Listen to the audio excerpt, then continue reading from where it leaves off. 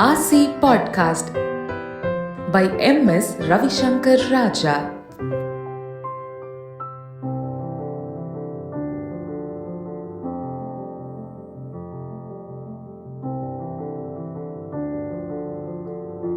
வாழ்க வையகம், வாழ்க வளத்துடன்.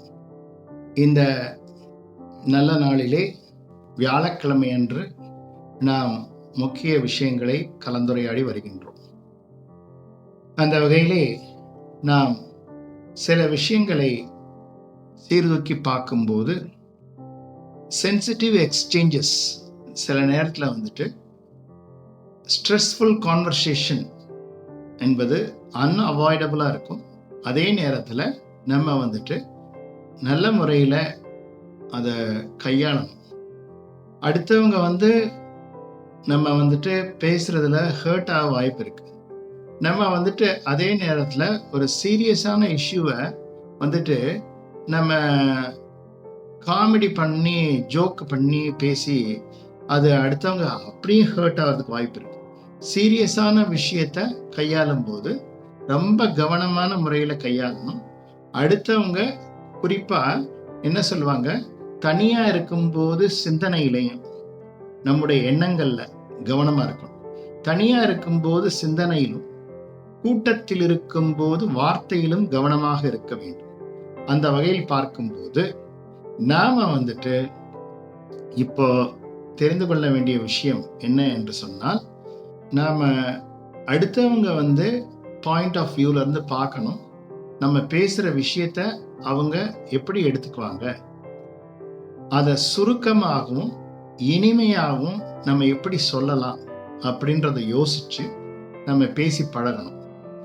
அடுத்தவங்க இதுல இருந்து நம்ம நின்று பார்க்கும்போது சில விஷயம் நமக்கு புரியாது. அப்புறம் அவங்க நம்ம பேசுறத லிசன் பண்றாங்களா அப்படின்னு பார்த்துட்டு பேசணும். நம்ம பேசுறத அவங்க பாடி லாங்குவேஜ்ல இருந்து தெரிஞ்சுக்கணும். அவங்க விரும்புறாங்களா, அவங்க ஐ கான்டாக்ட், அவங்க உட்காந்துருக்க விதம், இதுலயே நம்ம தெரிஞ்சுக்கலாம். ஃபோர்ஸ் பண்ணி எதையாவது நம்ம சொல்லி அவங்களுக்கு புரிய வைக்கிறேன் அப்படின்னு சொல்ற போது அது பெரும்பாலும் அது வெற்றிக்குண்டான அது கலந்துரையாடலாக அமையாது, நல்ல கலந்துரையாடலாக அமைகிறது. நம்ம எந்த ஒரு கருத்தையும் அடுத்தவங்கள்ட்ட திணிச்சு பழகக்கூடாது.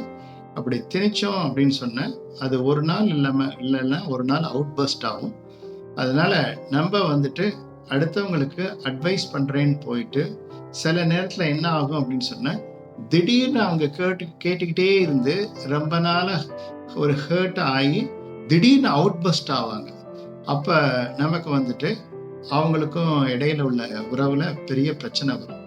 அதனால ரொம்ப கவனமாக இருக்கணும். நம்ம இந்த மாதிரி வார்த்தைகளை மற்றவர்களிடத்துல பயன்படுத்தும் போது அது சென்சிட்டிவான இஷ்யூனா அதை எப்படி கையாளுறது, அந்த நேரத்தில் என்னென்ன வார்த்தைகளை போட்டு நம்ம பேசணும், இல்லை அதை அப்போதைக்கு பேசாம விட்டுட்டு கொஞ்சம் காலம் தாழ்த்தி பேசணுமா, அல்லது வேற யார் மூலமாகவது இதை சொல்லணுமா, இதை நேர்த்தியான முறையில் கையாள்வது எப்படி அப்படின்லாம் பார்த்து யோசிச்சு நம்ம முடிவு பண்ணணும்.